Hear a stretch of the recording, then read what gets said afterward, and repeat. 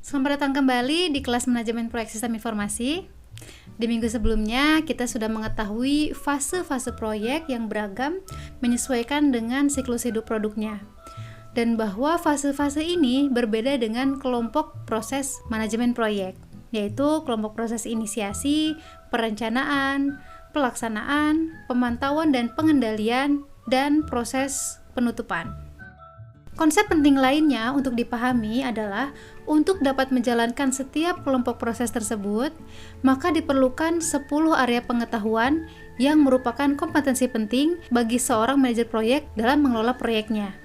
Menyesuaikan kelompok proses dengan area pengetahuan yang tepat untuk memenuhi kebutuhan proyek dapat meningkatkan peluang keberhasilan dalam mengelola proyek. Di video ini, saya akan menjelaskan setiap kelompok proses manajemen proyek dan apa saja area yang diperlukan di setiap kelompok prosesnya. Untuk memahami kelompok proses manajemen proyek, pertama kita harus pahami dulu definisi proses. Proses adalah serangkaian tindakan yang diarahkan untuk mencapai hasil tertentu. Dalam mengelola proyek, terdapat serangkaian proses yang harus dilakukan dengan menerapkan kompetensi atau pengetahuan khusus untuk mengamankan penggunaan sumber daya proyek yang paling efektif.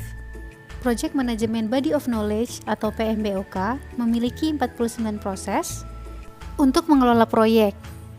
Proses ini dikelompokkan ke dalam dua cara yang berbeda, yaitu berdasarkan kelompok proses dan area pengetahuan. Terdapat 5 proses manajemen proyek yang berkembang dari memulai aktivitas, merencanakan, melaksanakan, kemudian memantau dan mengendalikan hingga menutup aktivitas. Kelompok proses yang pertama yaitu inisiasi. Kelompok proses ini melibatkan proses, aktivitas, dan keterampilan yang diperlukan untuk secara efektif menentukan awal suatu proyek, seperti menetapkan izin, otorisasi, dan menentukan fondasi proyek untuk keberhasilan selanjutnya di semua fase proyek. Pada fase ini, menetapkan kebutuhan yang jelas untuk pekerjaan yang harus diselesaikan, menginisialisasi tim proyek, dan memiliki anggaran sebelum pekerjaan dimulai sangatlah penting untuk awal yang kuat pada setiap proyek di seluruh industri. Kelompok proses yang kedua, yaitu planning.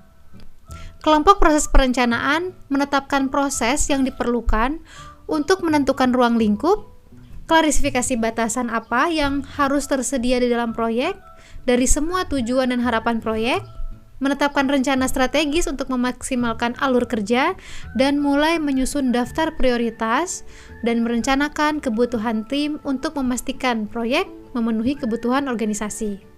Kelompok proses yang ketiga yaitu eksekusi. Di sini melibatkan pengelolaan sumber daya, baik tim maupun sumber daya lainnya, secara efektif sambil mengatur ekspektasi timeline proyek. Mengkoordinasikan sumber daya untuk melaksanakan berbagai rencana dan menciptakan produk atau layanan di setiap fasenya. Kemudian kelompok proses yang keempat yaitu monitoring and control. Di sini memproses apabila ada perintah perubahan proyek, menangani pertimbangan anggaran yang sedang berjalan, dan secara teratur mengukur dan memantau kemajuan proyek untuk memastikan tim proyek memenuhi tujuan proyeknya. Manajer proyek yang berpengalaman menjaga momentum proyek untuk bergerak maju dan menjaga proyek agar tidak macet dengan secara aktif memantau kemajuan dan menggunakan pandangan ke depan dan respon yang cepat untuk mengatasi setiap tantangan proyek. Dan kelompok proses yang terakhir adalah closing. Membawa proyek ke penutupan yang sukses, tepat waktu, dan sesuai anggaran bukanlah prestasi kecil. Kelompok proses penutupan menunjukkan puncak dari keterampilan manajemen proyek yang kuat, yang ditunjukkan di seluruh proses, yang saling terkait satu sama lain, yang memandu proyek menuju keberhasilan. Proses ini termasuk meresmikan proyek, mengakhiri secara efisien, kemudian penerimaan deliverable dari proyek. Menindaklanjuti untuk menutup semua aspek proses dan menyerahkan dokumen yang diperlukan tepat waktu sama pentingnya dengan semua keterampilan dan proses lainnya di dalam kelompok proses manajemen proyek. Penutupan yang baik membawa ulasan yang bagus dan dapat meningkatkan kepercayaan untuk kerjasama berikutnya di masa depan. Kelompok proses ini tidak saling eksklusif. Artinya, beberapa kelompok proses bisa saja dilaksanakan secara bersamaan dalam suatu fase proyek. Misalnya, manajer proyek dan tim perlu memeriksa kembali kebutuhan bisnis untuk proyeknya di setiap fase siklus hidup untuk menentukan apakah proyek layak dilanjutkan. Aktivitas ini adalah bagian dari proses pemantauan dan pengendalian. Aktivitas ini bisa saja bersamaan dengan proses perencanaan kembali apabila terdapat perubahan yang diminta. Artinya, proses pemantauan dan pengendalian terjadi secara bersamaan di seluruh fase proyek, dari memulai, merencanakan, melaksanakan, dan menutup proses. Begitu juga dengan proses inisiasi dan merencanakan, bisa saja terjadi bersamaan dengan proses yang dijalankan, terutama apabila terdapat kebutuhan untuk perubahan skop dari proyeknya, dan seterusnya untuk setiap kelompok proses. Tingkat aktivitas dan waktu setiap kelompok proses bervariasi untuk setiap proyek. Biasanya proses eksekusi membutuhkan sumber daya waktu yang paling banyak di pertengahan fase proyek, diikuti dengan proses perencanaan.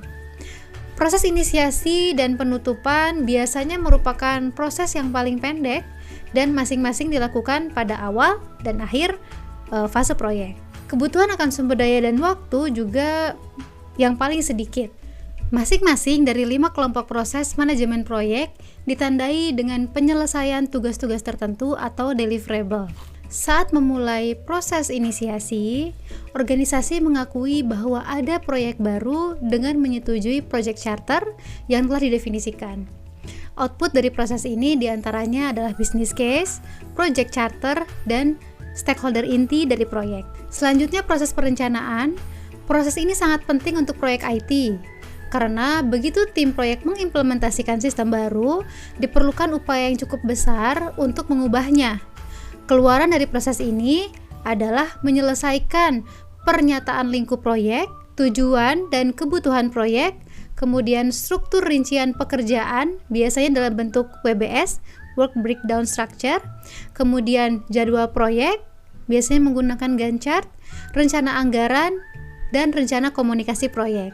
Kelompok proses eksekusi mengambil tindakan yang diperlukan untuk menyelesaikan pekerjaan yang dijelaskan pada proses perencanaan. Hasil utama dari proses ini adalah memberikan luaran proyek yang sebenarnya seperti hasil produk atau fungsionalitas yang bertahap, jaminan kualitas, dan hasil pelatihan IT. Kemudian, proses pemantauan dan pengendalian mengukur kemajuan menuju tujuan proyek, memantau penyimpangan dari rencana, dan mengambil tindakan efektif dan mengambil tindakan korektif untuk menyesuaikan kemajuan dengan rencana proyek. Hasil ideal dari kelompok proses ini adalah menyelesaikan proyek sesuai dengan perencanaan, kesesuaian dengan ruang lingkup proyek yang sudah disepakati dalam batasan waktu dan biaya serta kualitas. Jika perubahan pada tujuan atau rencana proyek diperlukan, proses pemantauan dan pengendalian memastikan bahwa perubahan ini dilakukan secara efisien dan efektif untuk memenuhi kebutuhan dan harapan pemangku kepentingan. Dan pada proses penutupan, tim proyek bekerja untuk mendapatkan penerimaan produk akhir, layanan atau hasil, dan membawa fase atau proyek ke akhir yang telah diatur. Hasil utama dari kelompok proses ini adalah penerimaan formal atas pekerjaan dan pembuatan dokumen penutup, seperti laporan proyek akhir dan laporan pembelajaran atau lesson learned. Agar setiap kelompok proses manajemen proyek dilaksanakan dengan baik, maka dibutuhkan keterampilan, kompetensi, pengetahuan khusus yang harus dimiliki oleh seorang manajer proyek. Keterampilan, kompetensi, dan pengetahuan khusus ini ada dalam 10 area pengetahuan yang akan kita bahas di video berikutnya. Sampai bertemu pada video berikutnya.